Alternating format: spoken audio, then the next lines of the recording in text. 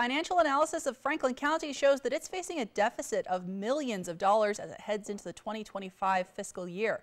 Apple Valley News Now's Monique Ledesma is in Pasco tonight. Monique, you have information on what the county is hoping to do to try to get itself back on track. Yes, hi Alyssa. It is windier, so you could probably see my hair getting all over my face, and it's colder. I added a scarf to my wardrobe. Well, today I spoke to County Administrator Mike Gonzalez. He says, although it may be hard to hear about the $3 to $7 million deficit, he says he wants people to know that they're working on a plan to find a solution and get this under control.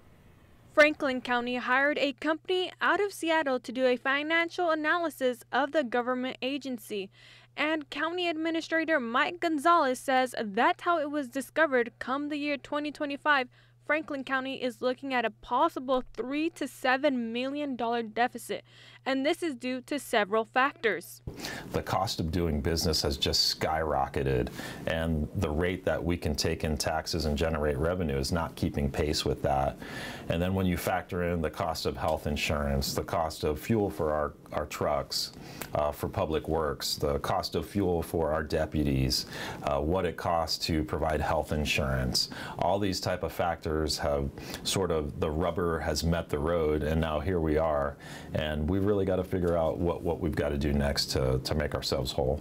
But when it comes to figuring out how to make themselves whole, Gonzalez says the last thing he wants to do is make taxpayers foot the bill, but he also didn't rule it out.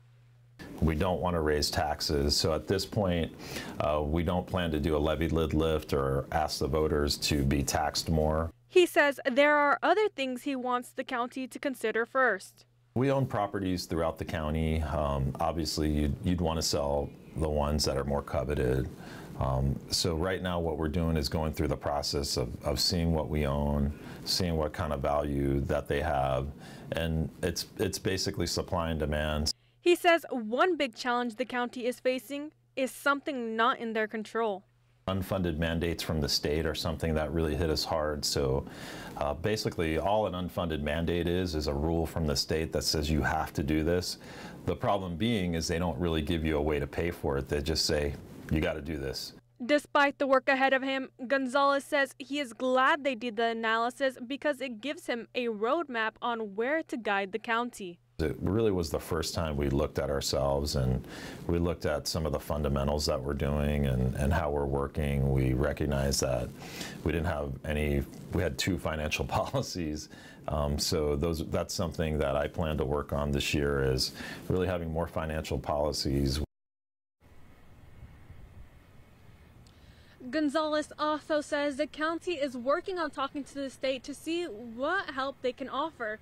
He also says that the consulting company already offered more than a dozen recommendations that they can do right now, including a more affordable healthcare package and places that can generate more revenue. Reporting in Pasco, Monique Ledesma, Apple Valley News Now.